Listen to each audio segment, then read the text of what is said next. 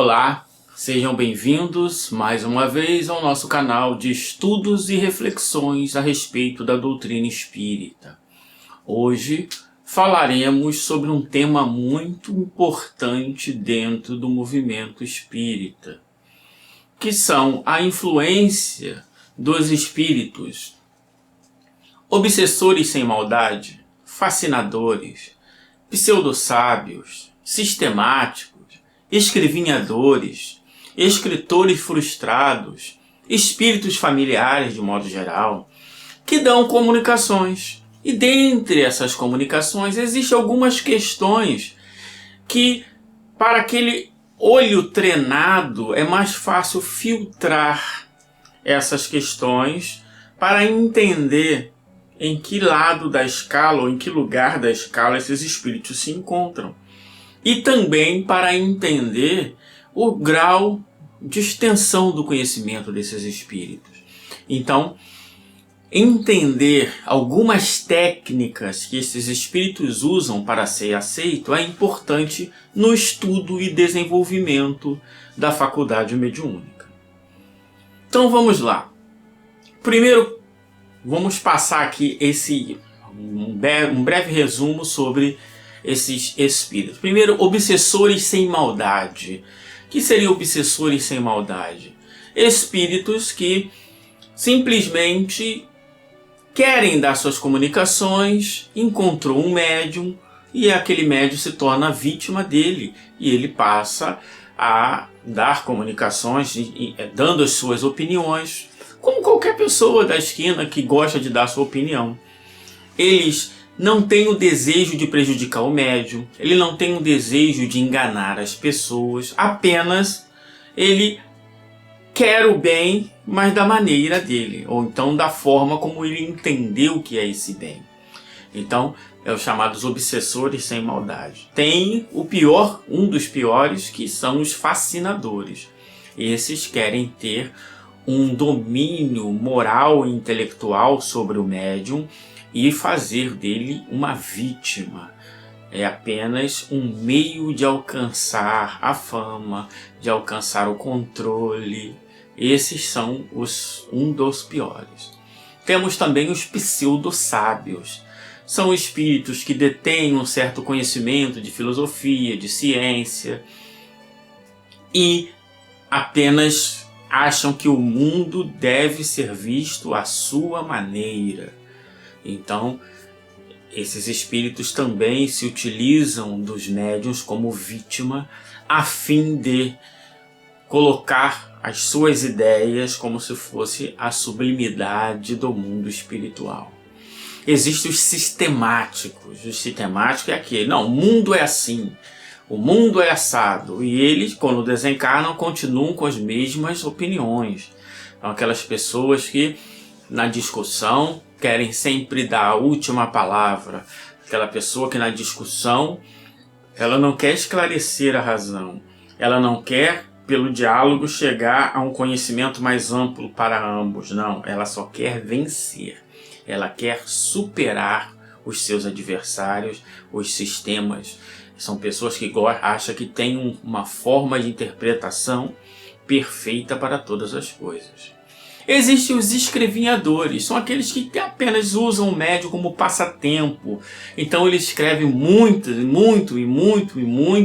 sobre muitas coisas, porque ele tem esse vício de escrever. E tendo um médium aberto a poder dar aso aos seus desejos, ele vai fazer isso. Tem também os escritores frustrados. São aqueles que aqui, hoje em dia até menos, antigamente para publicar um livro eram várias barreiras. Muitas pessoas tinham sonho de escrever, mas não tiveram oportunidade. E ao chegar no mundo espiritual, continuam com esse mesmo desejo. Ao encontrar um médium aberto, ele vai escrever os seus romances, que muito provavelmente são de péssimas qualidades, porque se fosse de boa qualidade, ele seria um bom escritor enquanto encarnado. Mas ele vai usar os temas que aquele público quer, Jesus, amor, caridade, aquela coisa toda. que todo mundo já sabe que é só usar essas senhas que você consegue. E a partir daí ele fica feliz porque ele está publicando seus livros depois da morte. E existem os espíritos familiares, que são espíritos que têm alguma afinidade com o médium e também está ali e resolve falar sobre o mundo. Então existem várias categorias. Não essa questão maniqueísta de é o mal, tudo é o mal, nem sempre é o mal. Então quando a gente vê ali, né, um fascinador, o objetivo dele é mal. Existem os obsessores sem maldade. Existem os pseudo-sábios. Então existem vários tipos de espíritos que vão usar as técnicas para enredar o espírito. E é disso que nós vamos falar. Então vamos lá. Item 246 do livro dos médiuns. Olha lá. Há obsessores sem maldade, que alguma coisa mesmo denotam de bom. Preste atenção. Ele quer o bem das pessoas, ele quer que as pessoas se curem, ele quer que a humanidade fique mais fraterna. Só que ele ainda é dominado pelo orgulho e pelo falso saber. Então essa é uma questão muito importante, né? É aquela pessoa que vai fazer um estudo do Evangelho no lar. É ele, a mãe, o filho, e vai falar aquelas frases de efeito, aquelas frases feitas, aquelas metáforas de sempre, mas acha que esse estudo tem que ir para o mundo inteiro, né? Esse tipo de orgulho, esse tipo de vaidade, de não entender que aquela reunião é para o consumo impróprio, que é apenas para que eles aprendam, mas eles acham que o mundo precisa ver aquilo. Então é uma vaidade também, né? Aí continua Kardec. Tem suas ideias, seus sistemas sobre a ciência, a economia social, a moral, a religião, a filosofia, e querem que suas opiniões prevaleçam. Para esse efeito, procuram médiuns bastante crédulos. E encontrar médium bastante crédulo não é difícil, porque o médium ele quer que apareça um espírito que vá dar a ele uma missão de escrever. Quer ser o novo Chico Xavier. Para os aceitar de olhos fechados e que eles fascinam a fim de impedir de discernirem o verdadeiro do falso. Uma pedra fundamental, uma questão fundamental. Todos esses espíritos, ou a maioria deles, querem impedir que o médium distinga o verdadeiro do falso. Para isso vão usar a pedagogia do medo, a pedagogia da culpa. Então vão querer isolar o médium. Tudo isso nós vamos ver mais para frente. Mas isso é muito importante. Impedir discernir o verdadeiro do falso.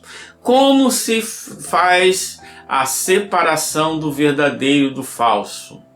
Primeiro eu tenho que conhecer o verdadeiro. Conhecer o falso. E comparar. Se o Espírito diz não estude, não faça comparação, é porque ele não quer distinguir o verdadeiro do falso. Muito provavelmente ele quer dominar. São os mais perigosos porque os sofismas nada lhes custam e podem tomar cridas as mais ridículas utopias. É o que nós vemos bastante. Muita gente reclama que o movimento espírita é isso, é aquilo, mas na hora de analisar, na hora de comparar, não conseguem. E aí volta para o poder das trevas. Porque, de modo geral, as instituições não ensinam, não incentivam essa comparação do verdadeiro do falso. Porque as instituições, de modo geral, tratam seus fiéis, seus súditos, seus seguidores como idiotas. Isto é, eu sei o que é melhor para vocês. Eu já decidi o que é melhor para você. Basta vocês acatarem. Não fiquem preocupando. Não entrem em polêmica. Aceita o que eu decidi que é bom. porque o que eu decidi que é bom é porque é o melhor. E você não sabe, você não tem capacidade de discernir. Assim, toda instituição religiosa, quanto maior, quanto mais se deseja grande, mais tendem a controlar o pensamento dos outros. E aí vem outra questão fundamental. Como conhece o prestígio dos grandes nomes, não escrupulizam em adornarem com um daqueles que diante dos quais se inclinam e não recuam sequer ante o sacrilégio de se dizerem Jesus, Virgem Maria ou um santo venerado. Aqui um parêntese importante. Alguns espíritos não vão se dizer que é Jesus. Tem aí. A vida de Jesus ditada por ele mesmo. Tem. Mas esses têm um alcance muito curto. Porque tem que ser muito crédulo do crédulo para aceitar essas coisas. Mas existem aqueles que não vão dar no nome de um santo venerado. Mas vão se colocar, por exemplo, como testemunha ocular. Quem disse que ela é testemunha ocular? Ela mesma. Não vão se dizer santo, mas vão criar uma autobiografia que faça com que as pessoas a tenham como santos. Olha o quanto fulano passou, o quanto fulano cresceu. Quem disse? Ele mesmo. O que Jesus disse? Quem fala de si próprio busca glória própria. Quem fala de si busca glória própria, disse Jesus. Então esses que querem fazer autobiografias, o objetivo é enredar o médium e os seus leitores para que acham ele um venerando. Ele talvez, por ser um obsessor talvez sem maldade, ele quer o bem, mas ele já não tem a coragem de usar o nome de Jesus, de Maria ou de um santo. Então ele como vai se colocar, colocando-se como testemunha ocular ou criando uma autobiografia que o mostra que ele chegou lá em cima. Claro que ele vai começar mostrando os erros, mas no final ele é o cara. Né? É igual a saga dos filmes de Hollywood. O cara é lá embaixo, no final ele é o cara. Então isso também vai acontecer. E aí vem algumas técnicas já, hein? Vamos começar, hein? O vídeo é longo. Algumas técnicas, a linguagem empolada, as reuniões hebdomadárias, o hausto do Senhor, as palavras. Por quê? Essa linguagem traz naquela pessoa que vai lendo, ela vai se deixando levar por essa linguagem, que os espíritos dizem que é mais pretensiosa do que profunda. Eriçada de termos técnicos, porque a luz é a antimatéria de Deus, porque a luz é isso, porque a mecânica quântica. Ele vai jogando essas palavras sempre entre essas tiradas piedosas. O amor, Jesus, o evangelho, aí pá! Antimatéria, tchum! O amor, Jesus, porque o fluido de não sei da onde é o campo mental da ordem de não sei o que, pá! Ele sempre tem essa tendência também. Então usa termos técnicos recheados de retumbantes palavras, caridade e moral. Então os termos técnicos eles vão sendo inseridos dentro dessas palavras. Caridade, moral, evangelho, Jesus, o amor. Por quê? Porque a pessoa está desarmada. Ele está falando de amor, gente. Ele está falando de Jesus. Ele está pedindo para a gente não brigar. Ele está pedindo para a gente ser mais fraterno. Mas ele lança ali, o perispírito sumiu. Né? O espírito perdeu o perispírito. Aí, não, mas não, olha só, gente, olha que ele diz, ou então tem aquela frase, o próprio escritor espiritual, não entendo porque os nossos irmãozinhos ainda ficam brigando sobre questões supérfluas, enquanto tem tanta gente sofrendo no mundo. Aí o leitor, caramba, é mesmo? Eu estou aqui lutando para saber se a memória está no perispírito ou não, enquanto tem gente morrendo na África. Mas quem trouxe a informação que a memória está no perispírito? Foi ele mesmo. mas ele já te desarmou. E aí, então você vai aceitar, porque ele fala de Jesus, gente.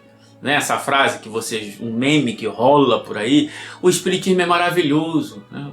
O Espiritismo diz, não existe maravilhoso, mas a frase é, o Espiritismo é maravilhoso. O acaso não existe, mas abre o Evangelho, abre o minuto de sabedoria ao acaso. Então, o Espiritismo é maravilhoso, ele fala de Jesus, pronto, né? Se falou de Jesus, acabou.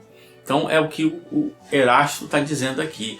As palavras, os termos técnicos são recheados, são colocados estrategicamente em volta dessas palavras. Jesus, amor, caridade, Maria, o bem. Por quê? Porque desarma o leitor. E aí uma outra informação importante. Cuidadosamente evitarão dar um mau conselho. Por quê? Porque sabe que seriam repelidos. Então, esses espíritos, os mais ardilosos, eles nunca dizem assim, eu sou contra isso. Nunca. Eles sempre vão dizer, eu não apoio, por exemplo, ele é contra o divórcio.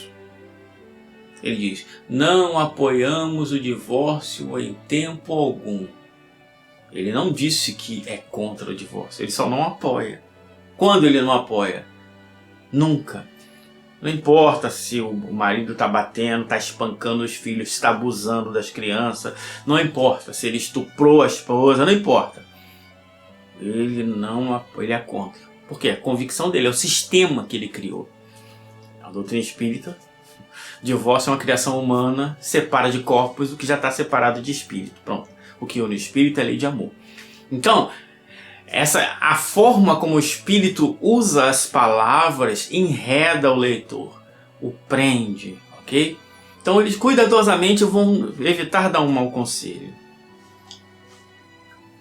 A moral, porém, para esses espíritos, presta atenção, a moral para esses espíritos é simples passaporte. O objetivo deles não é a moral só por ela. O objetivo deles é se pôr como grande. Então, se as pessoas querem a moral, eles vão falar da moral. É o que menos os preocupa. Querem, acima de tudo, impor suas ideias. Então, aqueles termos técnicos, aquela informação, falando de tal já está reencarnado, não sei o que foi recebido por não sei o que no mundo espiritual. Essas fofocagens do mundo do além é que atraem as pessoas vazias de conteúdo e que também não estão interessadas em profundidade. Então, naturalmente, esses escritos arrebatam as multidões, ok? Essa é uma questão muito interessante também. Poxa, mas quem são esses médiuns que esses espíritos optariam? Primeiro, aqueles que têm, quanto maior capacidade de escrever, melhor, né? Porque é o que eles querem. Agora, qual tipo de médium estaria sujeito a esse tipo de ataque? Primeiro lugar, que menos de 1% de todos os médiuns do planeta Terra, menos de 1% não já chega cheio de vaidade. Menos de 1%. Então, de 100, menos de 1. Então, se você tem 100 médiuns iniciando no desenvolvimento da mediunidade, desses 100, talvez os 100 já estão esperando receber nomes famosos, receber livros famosos, ok? Ah, Jorge, acho que você está exagerando. Então vamos ao governador planetário. Assim é que, sobre 100 médios, se tanto, encontrarias que muito ínfimo, isto muito ínfimo quer dizer o quê? Não se tenham julgado nos primeiros tempos da mediunidade, fadados a receber coisas superiores e predestinados a grandes missões. Então, olha lá, de 100, se tanto, Então é menos de 1. Menos de 1%. Então todos são atacáveis. Ah, Jorge, você está exagerando. Não, eu não. Quem está falando é o Espírito de verdade. O presidente do Movimento de Regeneração da Humanidade. O guia espiritual de Allan Kardec. Então, mas vamos a Erasto. Olha a pergunta que Kardec faz. Não, porque o palestrante gigantesco, famosíssimo, disse uma vez: Chico Xavier não falha. Olha o sistema que ele criou. Chico Xavier não falha. Mas Kardec já tinha perguntado aos guias da humanidade sobre essas questões. Vamos lá? Kardec pergunta a Erasto: qual o médium que se poderia qualificar de perfeito? Resposta: perfeito? Ah, bem sabes que a perfeição não existe na Terra, sem o que não estarias nela. Dize, portanto, bom médio, e já é muito. Por isso que eles são raros. Médium perfeito seria aquele contra o qual os maus espíritos jamais ousassem uma tentativa de enganá-lo. Então vamos lá. Ó, não existe médium perfeito. O que existe? Bom médium, e já é muito. Bom médium já é muito. Aí ele diz: o melhor é aquele que, simpatizando somente, presta atenção no condicional, simpatizando somente com os bons espíritos, tem sido menos enganado. Então, aquele médium que ele é tão bom, mas tão bom, que ele só simpatiza com os bons. E esse, por simpatizar só com os bons, isso faz com que ele seja menos enganado. Não faz com que ele não seja enganado. Não faz com que ele seja médium perfeito. E Kardec continua, não satisfeito com essa questão, porque parece uma aparente contradição. Se eles só com os bons espíritos simpatizem, como permitem estes que sejam enganados? Aqui temos um nó importante da moral espírita, diferente da moral do movimento espírita. Peraí, se ele só simpatiza com os bons estão em ligação com ele o tempo todo, como é que Deus permite que ele seja enganado? Essa ideia de que se você está trabalhando no bem, Deus não permite que o mal chegue a você. Isso é um pensamento mágico. As vicissitudes da vida corporal são necessárias. Então o joio tem que crescer com o trigo para você aprender a separar o joio do trigo. Se Deus tirasse o joio antes do trigo crescer, a gente não aprenderia a separar o joio do trigo. Então vamos à resposta dos espíritos. Os bons espíritos permitem. A palavra é permitem porque eles poderiam interditar a ação dos maus? Sim. Mas eles permitem por quê? Para lhes exercitar a ponderação. Para lhes discernir o verdadeiro do falso. É necessário ao médium, é necessário ao estudante, é necessário ao espírita discernir o verdadeiro do falso, exercitar a ponderação. Não é a instituição, não é o diretor do centro, não é o coordenador de não sei da onde que vai dizer. Você tem que aprender. Ah, mas ele disse que se ficar nisso é a treva. Porque essa é frase de quem quer controlar. Assim como os outros usam demônio. Depois disso, bom que seja, um médium jamais é tão perfeito que não possa ser atacado em um lado fraco. Isso lhe deve servir de lição. As falsas comunicações que de tempos em tempo recebe, estamos falando do bom espírito, do bom médium, que só simpatiza com os bons. As falsas comunicações que de tempos em tempos recebe são avisos para que não se considere infalível e não se ensoberbeça.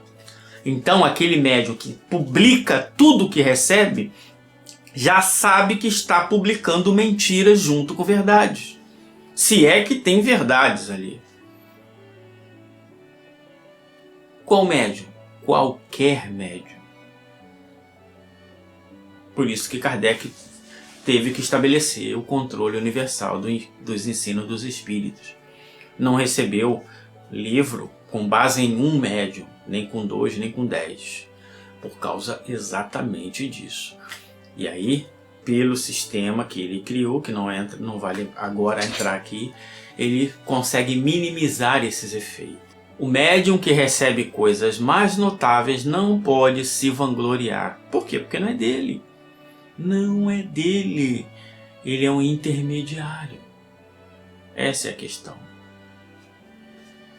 Nos ensina Erasto sobre esses lobos em pele de cordeiro. A fascinação tem consequências mais graves. É uma ilusão produzida pela ação direta do espírito sobre o pensamento do médium e que, de certa maneira, lhe paralisa o raciocínio relativamente às comunicações. Presta atenção.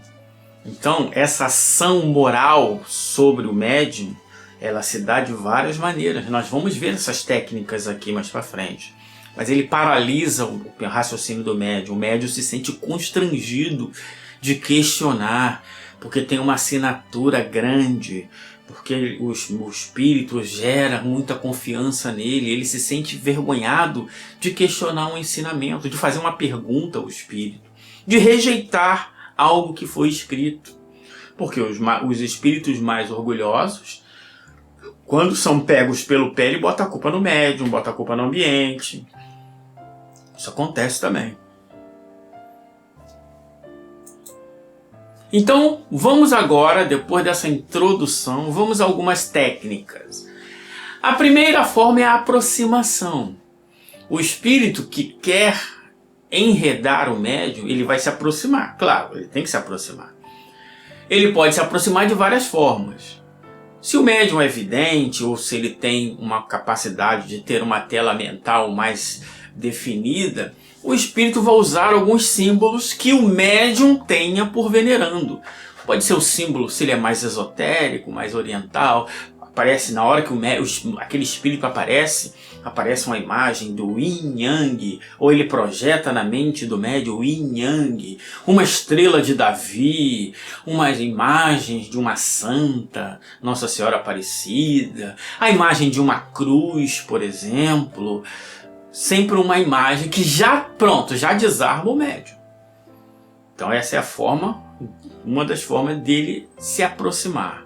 Então ele vai usar imagens, forma de cruz, forma de yang, uma Nossa Senhora, um Buda, alguma coisa assim, algo que cala direto no coração, já desarma o médium. O médium já acha que alguma coisa muito importante está por acontecer. Depois ele vai fazer o que? Vai usar, na hora de assinar, vai usar um nome famoso, venerando.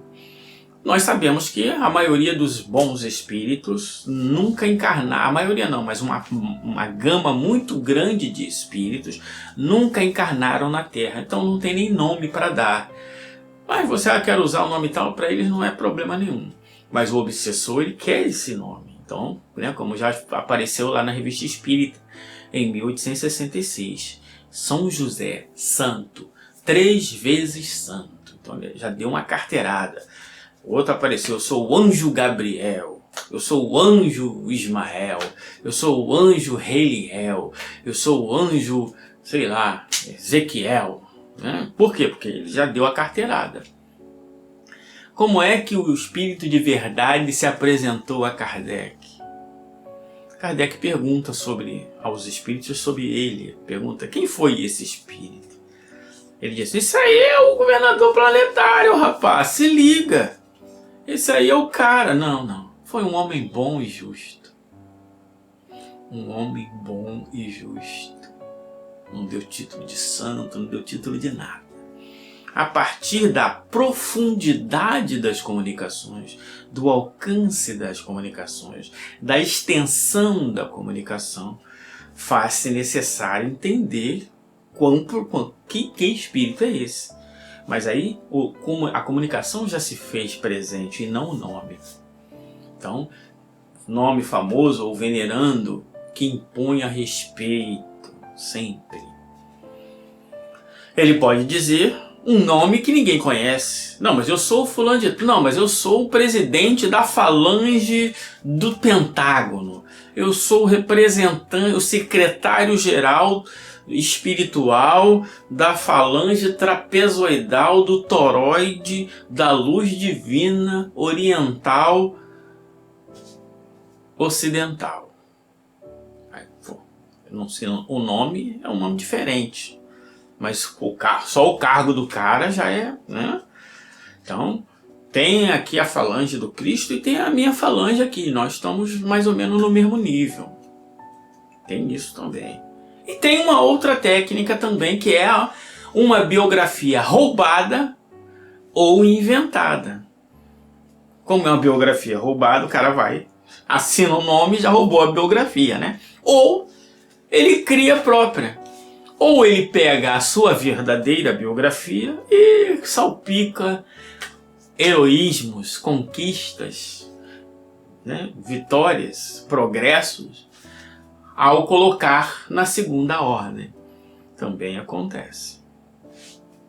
Então aí há uma forma de aproximação. Então se você teve contato com espíritos que usou essas técnicas aqui, já fica de prontidão que pode ter serpente na grama. Continua Erasto. Os grandes termos, caridade, humildade e amor de Deus, lhe servem como cartas de crédito. Não, mas na primeira comunicação ele mostrou o Yin Yang. Ele falou da cultura, ele é o chefe do toroide pentagrama da falange ocidental oriental dos magos do Oriente. E ele está falando, gente, de humildade, de amor a Deus, de respeito, fraternidade. Mas ele vai falar, por quê? Porque isso é uma carta de crédito. É a carteirada. Carta de crédito aí é a carteirada, né? Através de tudo isso, deixa passar sinais de inferioridade, que só o fascinado é incapaz de perceber. Como? Se ele é grande, é porque ele tem conhecimento moral e intelectual. Moralmente, ele vai ser difícil ele dar alguns conselhos equivocados, mas dá. Por exemplo, Kardec diz, o médium está obsidiado, se afasta do trabalho para estudar, para se entender. O obsessor ele vai falar, não, continua, o trabalho é que te liberta. Continua aí, doutor, continua dando aso. Mas o espírito está se intrometendo. Não importa. Jesus proverá a frase. Caridade, amor, né? Trabalho no bem. E vai. O médium continua ali. E o espírito continua dando comunicação, se intrometendo. Baixando a qualidade daquele espírito. Por isso mesmo que o fascinador mais teme são quem? Pessoas que veem claro. O que o fascinador mais teme? Aquela pessoa que vai dizer, não, eu adoro as palestras do Jorge. Alguém disse, mas você já percebeu que aquele ensino que ele disse é equivocado? Já perguntou para ele sobre isso? Porque se eu quero dominar, eu não vou querer que ninguém me questione. Se eu quero dominar, não vou querer que ninguém esclareça. Eu quero... Não, gente, sexta-feira, toda live aqui, eu vou te ensinar como é que vai ser feliz. Alguém, mas será que todo mundo que assistiu ali vai ser feliz? Aí você começa a questionar. O espírito é a mesma coisa. O enganador não quer. Ele vai falar, olha, né, Se a laranjeira ficasse se estudando, ela não teria tempo para produzir laranja. Quer dizer, para que você vai se estudar? Aprende comigo, eu te ensino tudo. Mas esse texto aqui, não, cara, você já recebeu, sua tarefa é só essa, agora publica. Publica. Outra questão, as frases de efeito pega-ratão, que sempre enreda o médium. Essas frases de efeito, elas estão em 90% das produções que vêm desses espíritos. A primeira dela, a ciência acabou provando, a ciência provou, a ciência chegará lá, a ciência, os cientistas descobriram. Quando começa com essa frase, a chance de ser embuste é grande. Eis porque o Evangelho nos convidando para uma reforma. Aí ele começa, o Evangelho, está falando do Evangelho, nos convidando porque a atmosfera de Marte é formada de quarks e antiquarks. Então, mas peraí, é o Evangelho ou é a atmosfera de Marte? Mas a atmosfera de Marte é um plus que, nossa, estou recebendo uma grande informação que eu preciso compartilhar. Já te desarmou com o Evangelho de Jesus, nos convida. Né? O Cristo é o mestre incomparável, o sangue. Quer dizer, caramba, eu tenho que ouvir. Mas no meio ele mete uma frase ali, um ensinamento que você, caramba, fulano de tal andou e gastou o perispírito. Ele gastou, então se gastou é porque tem atrito. Se tem atrito é porque tem massa. Contato entre superfícies. Não, mas o mestre incomparável já falou, né? Já foi. Mas na hora de ensinar, você esquece o mestre incomparável e vai no atrito do perispírito. Por quê? Porque é o que o fofoqueiro do além mais gosta, de falar de novidades. Não é de profundidades. Ele quer holofote. Deus na alma e Cristo em nós. Olha a frase boa, né? Não estou dizendo que essas frases são erradas. Eu estou falando que elas são colocadas como cartas de crédito. Com Jesus, Cristo, em Jesus, por Jesus. Né? Essas frases também sempre vão salpicar ali nas mensagens.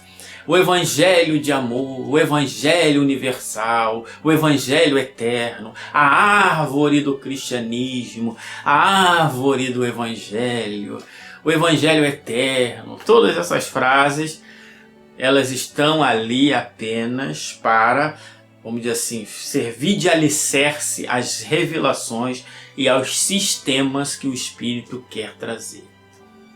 Uma técnica interessante também é a técnica do sanduíche. Como é que é a técnica do sanduíche? Uma tirada piedosa, aí o cara coloca a revelação, o sistema, e outra tirada piedosa. Por exemplo, o Evangelho eterno nos convida ao trabalho no bem, pelas forças do amor, sabendo que João Batista subiu o Monte Everest, despido de toda vaidade, ao encontrar com o Espírito de Yahvé. Assim, sabendo que o Evangelho de Jesus é a fonte, sigamos com o Senhor. Então, ele começou falando de Evangelho, terminou falando de Evangelho, o Senhor, e no meio trouxe uma revelação. João Batista subiu o Monte Everest e conversou com Yahvé. Então, olha, gente, na próxima palestra já vou fazer isso. Então, é assim, pode ser uma revelação, pode ser, por exemplo, nesse meio aí, Chico Xavier foi recebido pelo anjo Ismael, pode ser. Não importa, mas a técnica, quando você observar depois que você reler esses livros, você vai ver que elas estão sempre ensanduichadas, né? E também tem essa mesma técnica para criticar. Como é que eles fazem? Elogia usa uma adversativa, usa a crítica e depois mete uma tirada piedosa. Por exemplo, ninguém nega que Allan Kardec, um emissário de Deus, que fez com que a luz do universo brilhasse mais uma vez sobre a face da Terra, trouxesse não sei o que. Contudo, né, entretanto, Allan Kardec não penetrou no Evangelho eterno. Somente no século XX, o Evangelho de Jesus teve uma interpretação verdadeiramente espiritual. Sigamos com Jesus, por Jesus, para Jesus, a fim de alcançarmos a felicidade. Então elogiou, meteu um contudo, entretanto, todavia, reclamou, né? Não, Kardec não chegou lá. E aí depois mete uma tirada piedosa. Então é assim. Essa técnica, claro, que muda as palavras, muda a crítica, muda a adversativa, mas é uma técnica também. Vamos pegar aqui um exemplo para ficar claro. Esse exemplo está dentro da nossa série lá, comentando o comentário dos comentadores do além. Kardec pergunta aos espíritos: como podem os espíritos, né? Como podem os espíritos, não tendo mais o corpo, constatar suas individualidades e distinguir-se dos outros seres espirituais que os rodeiam? Como? Pelo perispírito. Como se distingue pelo perispírito. Agora vamos ver como é que um espírito desses comentadores usa. O espiritismo com Jesus, olha lá, já começou, né? O perispírito é um corpo bioplástico, né? Que traz o sentido às coisas espirituais, nestas cadeias de corpos, já está trazendo outras leituras por aí, né? E aí ele continua ali, ó. Quando se está adestrado no amor com Jesus, o perispírito que plasma na carne a forma humana, né? A partir de agora já joga toda a genética embora. Quem plasma na carne a forma humana é o perispírito. O perispírito toma forma de acordo com os instintos animais. Então, mas a pergunta continua. Como é que os espíritos comprovam sua individualidade após a morte? Ele escreveu um parágrafo gigante. Mas como? Perceberam? É assim. Encantando a presa. Já está enredado. Já apareceu em forma de yin-yang, de cruz, já falou tudo que o espírito queria, que o médium queria ouvir, que ele é um missionário, que ele vai ter grandes missões. E agora já afastou ele daqueles que o criticaram, daqueles que não, recebe em casa sozinho, que eu analiso para você a mensagem. Ou às vezes ele nem sai do centro, mas as pessoas também não estão nem aí, então ele consegue receber mensagem. As pessoas por tabela já ficam envaidecidas, porque o centro dela está recebendo grandes romances, grandes revelações, então é complicado, né? Aí, ó, os Kardec diz, a linguagem religiosa, né, eles usam muito, mas sempre recheada de revelações científicas. E aí quando as pessoas vão com conhecimento científico mostrar que aquela revelação científica não faz sentido, a pessoa se encoleriza, a pessoa fica com raiva, acha que é as trevas que está atuando, mas aí é um problema, né? Mas por quê? Porque desarmado, o médium e o leitor não questionam, achando que questionar é uma má inspiração. É, não é? É isso aí. Exatamente. Para chegar a tais fins, diz Erasto, preciso é que o espírito seja destro, ardiloso, profundamente hipócrita, porquanto não se pode operar mudança sem fazer-se acolhido, senão por meio da máscara que toma de um falso aspecto de virtude. Olha uma revelação aqui interessante. O perispírito tem muito de matéria, mesmo dentro da sutileza espiritual, para ser intermediário do espírito ao corpo, é necessário que tenha nuances de matéria e antimatéria. Aí um físico lê um negócio desse, tem taquicardia, passa mal, ri, a maioria, né, vai rir, vai achar isso aí uma palhaçada, mas o médium vai achar isso lindo. O leitor vai achar isso lindo, porque o leitor não conhece mecânica quântica. Ele sabe que matéria se aniquila junto com antimatéria, ele não sabe disso. Então ele acha que o perispírito é formado de matéria e antimatéria. Infelizmente, isto acontece. Agora o corpo, sabia que o nosso corpo produz antimatéria? Uma fração pequena, mas produz. O corpo, que é feito de massa. Por exemplo, também, um outro problema são os sistemas. Porque o espírito, o sistemático, quando ele começa a ensinar, ele cria uma frase, ele cria uma ideia.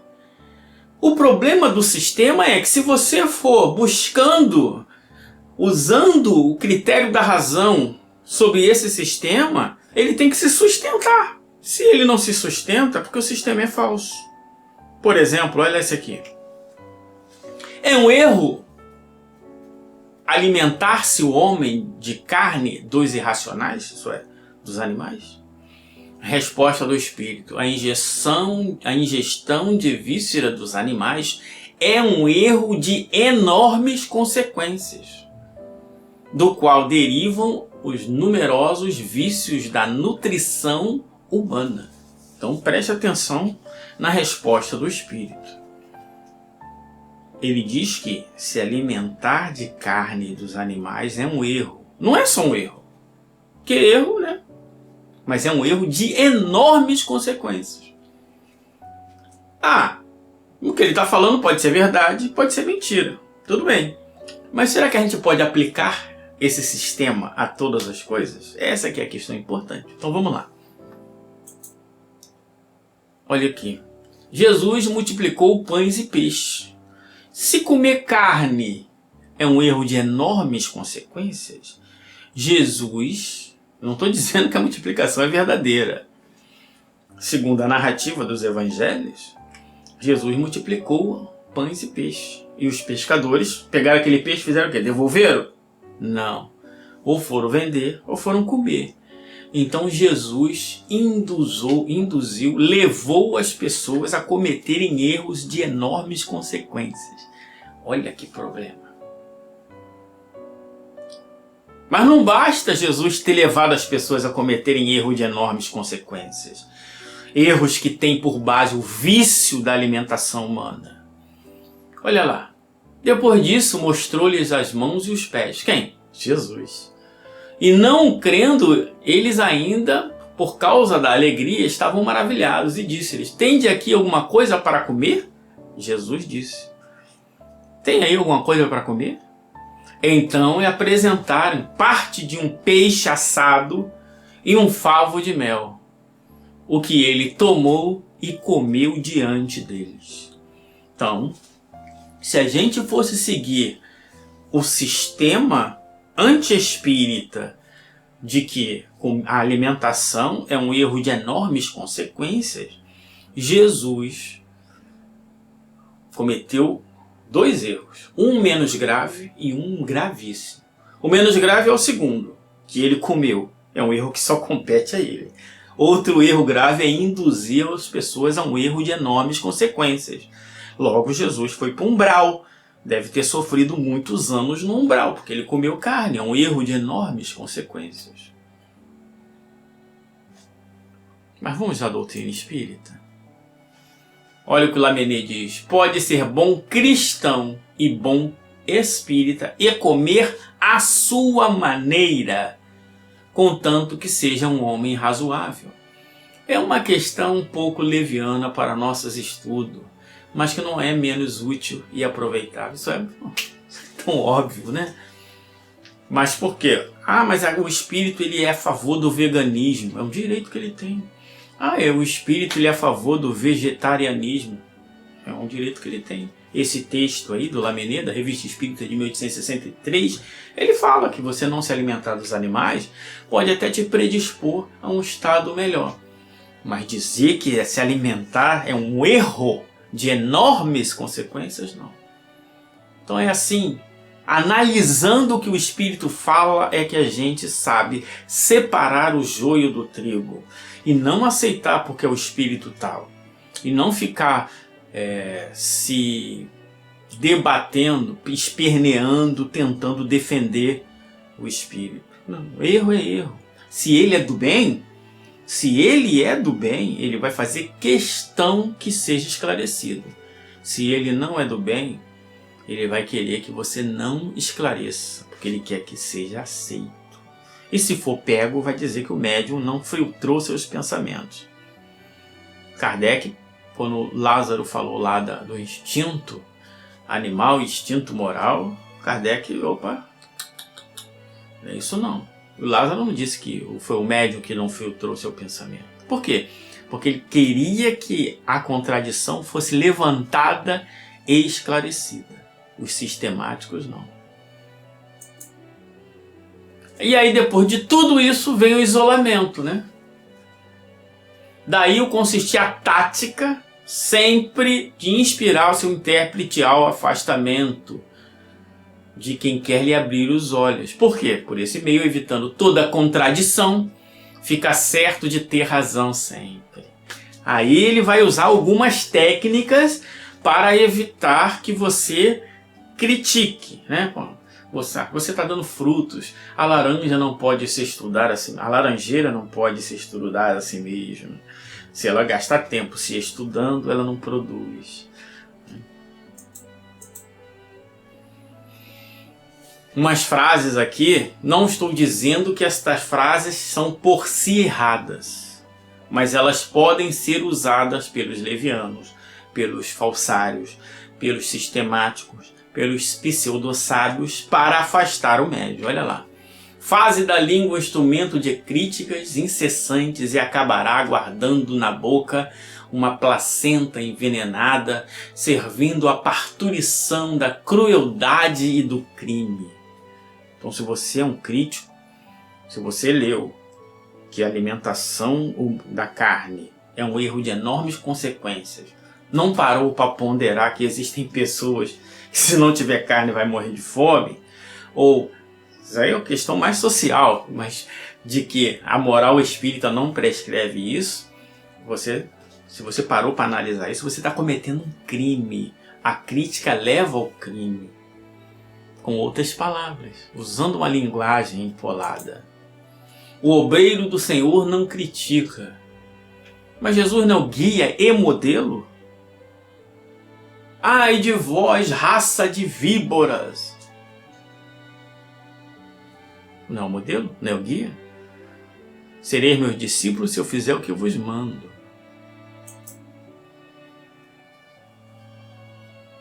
O crítico é cruel. O mau obreiro não critica. São frases recheadas de uma linguagem bem empolada, bem articulada, para que você entenda que você não pode fazer crítica, que você não pode analisar. Porque os nossos irmãos confrades, ainda não entenderam o amor de Jesus, do Evangelho eterno, por isso vivem polêmicas vazias. Ué? Então, pega o Espiritismo, ciência, filosofia com consequências morais, corta a ciência, porque a ciência tem termos técnicos. Como é que eu vou saber se esse termo técnico está de acordo ou não? A filosofia tem conceitos fundamentais daquela filosofia. E esse diálogo vão gerar um progresso moral. Então tira isso aqui, pronto, fica falando de Jesus eterno, do bem, acabou. Ah, mas um fulano ele pensa de uma forma, o outro pensa de outra. Tudo bem, é um direito, é um direito. As pessoas têm que aprender a debater debatendo. Então, essas frases são feitas para isolar o médium ou anestesiar o senso crítico do médium. Olha o que Kardec fala ali. Para criticar, não, o obreiro não critique. O obreiro não critica. Kardec nunca disse isso. Pelo contrário, olha lá. Para criticar é necessário o quê? Opor um raciocínio a um raciocínio. Como que eu vou opor um raciocínio a um raciocínio se o obreiro não critica? Porque a crítica é a arte de separar as partes boas e ruins de uma obra. Só isso. A crítica por si não é má. Criticar é analisar, é ter juízo. E o juízo é um reflexo da razão. Todos nós somos seres racionais. Aquela frase, não julgueis, é um equívoco. A frase é um equívoco. É impossível um ser humano não julgar, de posse das suas faculdades. Por quê? Nós julgamos o tempo todo. Eu analiso o que eu vou fazer, e analisar é julgar. Criticar é julgar. O problema não é o julgar, o problema é o condenar. Essa é a questão. Ok? Olha lá, o céu e o inferno. Olha o que Kardec nos ensina. Somente por extensão a palavra criticar se tornou sinônima de censurar. Em sua acepção própria e segundo a etimologia, ela significa julgar, apreciar. A crítica pode ser aprovativa ou desaprovativa. Então, quando você pega um livro, um romance, um texto e diz, esse texto é muito bom, você já criticou, você já julgou segundo os seus parâmetros. Porque senão você não poderia dizer que é bom. É impossível não julgar. Fazer a crítica de um livro não é necessariamente condená-lo. Quem empreende esta tarefa deve fazê-lo sem ideias preconcebidas. Porém, antes de abrir o livro, se já o condena em pensamento, o exame não pode ser imparcial. Essa é a questão. Então, não é que eu posso julgar as coisas, não é que eu posso criticar. Eu devo, é um dever, é a responsabilidade do médium, do dirigente da instituição, das pessoas que fazem parte dali do trabalho. É um dever julgar, criticar, analisar. Quanto maior o nome venerando, quanto maior é a revelação, mais profunda e criteriosa deve ser a crítica. Mas os enganadores, os que querem dominar, vão falar exatamente o contrário. E se agarrando à sua vítima, os bons nenhum constrangimento infligem, aconselham, combate a influência do mal. Se não os ouvem, retiram-se. Os maus, ao contrário, se agarram àquele a quem podem fazer suas presas. Se chegam a dominar algum, identificam-se com o espírito desse e o conduzem como se fosse verdadeira criança. Então, os bons aconselham. Não ouviu? Deixa você seguir. Por quê? Porque o seu erro também vai fazer você crescer. Os maus não. Você tem que fazer agora. Levanta, vai na casa de fulano orar. Nossa, meu anjo da guarda, ele é severo. Mandou eu ir 3 horas da manhã. Não é teu anjo da guarda. É um espírito familiar. Pode ser até um obsessor sem maldade, né? Porque está querendo fazer o bem. Mas anjo da guarda não. O anjo da guarda só pode dar o bom conselho. Se você quiser, você pode ir lá. E se eu não quiser? Não vai. Se você escolheu ir, ganhou. Se não escolheu ir, perdeu. Isso é o anjo da guarda. Agora, você levanta agora, vai lá. Vai lá e lava a louça. Isso aí não é anjo da guarda mesmo. Não é. E para terminar, tem as ameaças. Isto é, depois que ele já fez tudo isso, enredou, isolou, se agarrou com unhas e dentes dentro da moral do médium. Se o médium pensar em algum momento, sei lá, intuitivamente, de repente o anjo da guarda dele deu alguns conselhos e ele pensa se livrar daquele, aí vem a parte da ameaça. Ameaça de morte. Eu posso não ir mais nas sextas-feiras receber a mensagem para os desencarnados. Você pode sim. Mas os bons espíritos, ele nunca vai dizer que é ele.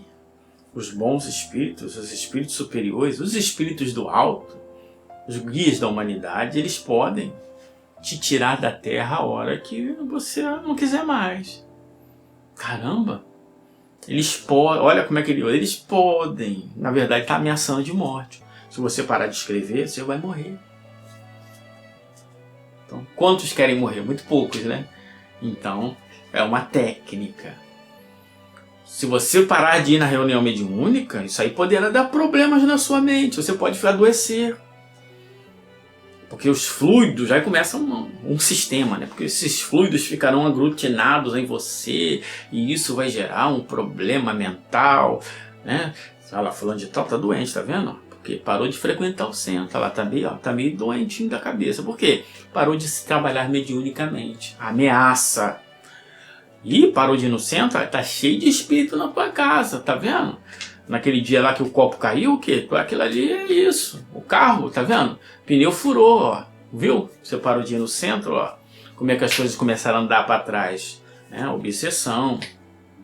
Se você não trabalhar mediunidade, na próxima encarnação você terá que vir para pagar. Todas essas técnicas são utilizadas por esses espíritos de terceira ordem. Muitos sem maldade, mas são espíritos de terceira ordem que vão te prejudicar no seu trabalho. Então, todas essas técnicas, se você estudar e de antemão já ter posse que essas técnicas existem e elas são utilizadas o tempo todo, mais oportunidades você terá de se livrar da influência dos maus. Mas é apenas um estudo. É o consentimento da razão. Agora, o consentimento do coração depende de cada um. Muito obrigado.